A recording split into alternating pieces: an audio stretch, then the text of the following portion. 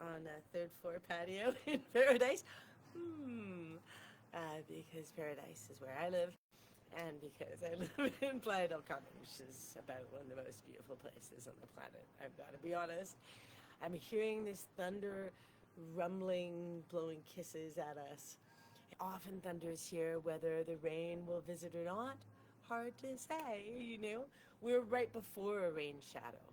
So everything, and we're in this beautiful, like, cross section of, or intersection rather, of earth forms, as we are actually on the slight underside of the giant meteor crater.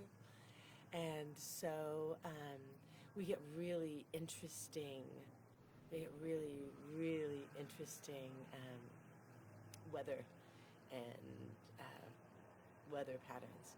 And almost every day at sunset, there is lightning and thunder, even though there is rarely rain. And in that context, so let's talk about the surrealness of the realness, shall we? And enjoying the surreality of our reality construct. Because we know, on the one hand, technically, from a neuroscientific level, our perspective is entirely our interpretation. Multiple people, we've all had this experience with friends and family, or people that we're close to, that we will have the same experience. We will be in the same thing, at the same concert, beside each other, having the same meal, having the same conversation. We will experience it extremely differently. People will say things, and other people will hear them differently than each other, as well as possibly as the person who is saying them. Now, the amount of variation on that really depends. There's a lot of different forms of communication. We know that pheromonal, micro expressions, body language. There's a million different ways that we communicate to each other.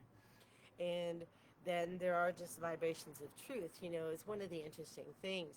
When Kali introduced the rest of the Hindu pantheon landed on Earth, and Kali introduced them to the planet, and she introduced them to the written language. And the written language was a way of shaping reality.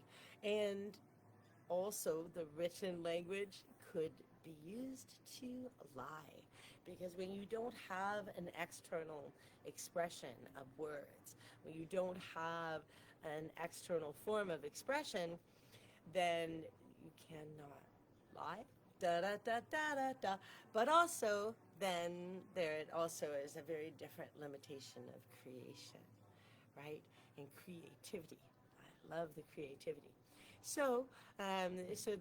It's interesting that as fierce a truth-oriented being as Kali is, the Kali Yuga would be greatly associated with lies and deceit and such. Anywho, not what I've been, but still, it is though. Hello, gorgeous.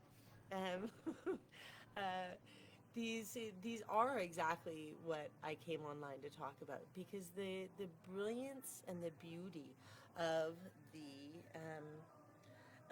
the creation that we're creationing, right? So we know, again, that our personal experience, our personal perspective are very different. We can talk and know that we have very personal realities, we have universal realities, we have social realities, bibbity bobbity boo. You get it. So, when the world that we are experiencing is very much there's energy, and then there's our filters, and there's our projections, right? Our attention, what we notice and what we follow, right?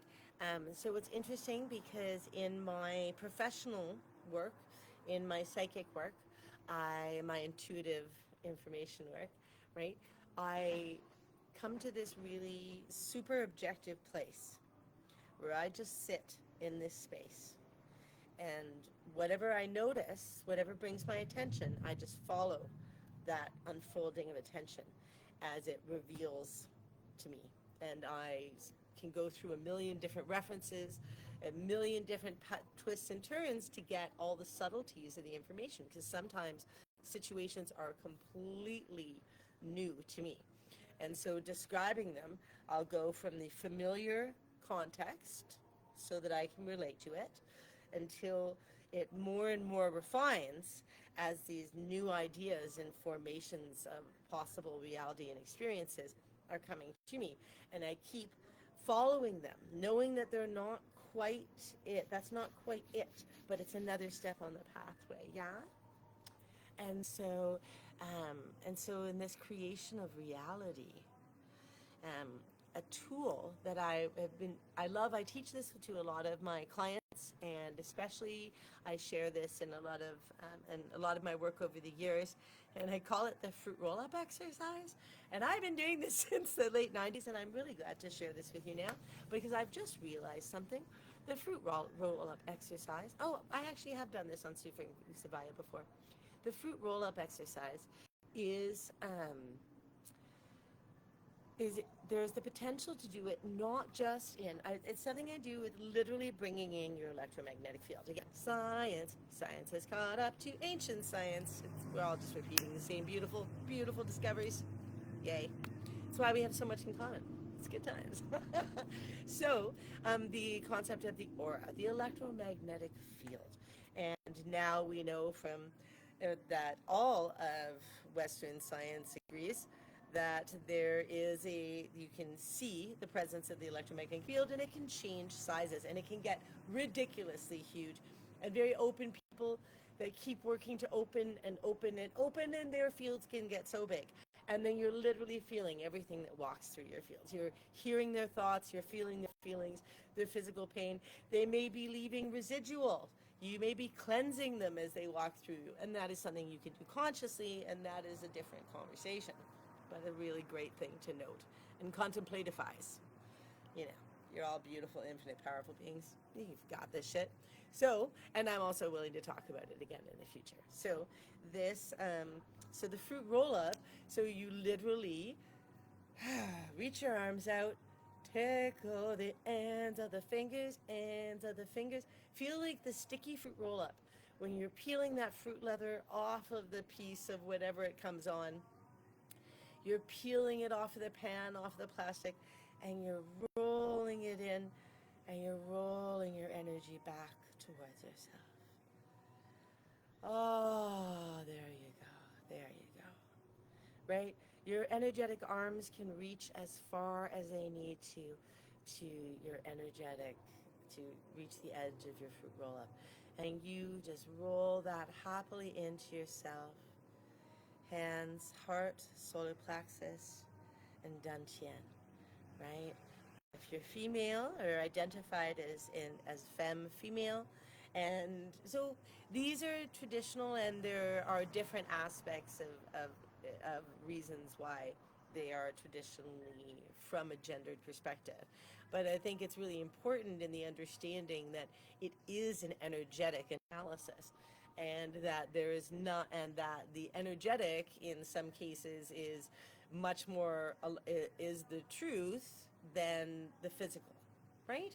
So is more powerfully true, and this exercise. So whatever your identification is.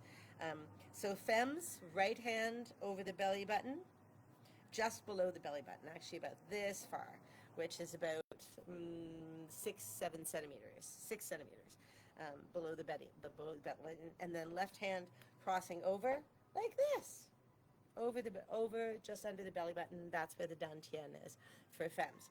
For masculine persons, it is the opposite: left over right, and your right, or pardon me, left under right. There you go, and it's right over your belly button, like literally covering the belly button. That's where your dantian is. Okay, so the fruit roll up. This exercise, I've realized, can be done not just in the electromagnetic field in this moment, but the electromagnetic field through time, space, memory, dimension, incarnation, all the fun things. So I'm going to follow up on this more. At this moment, because we're going to have to talk about the 9 rainbows still. There's going to be more to come. So at this moment, let's just take a moment and give thanks. Let's give thanks and wax our surfboard with the knowingness that we have the ability to call ourselves in from everywhere and anywhere.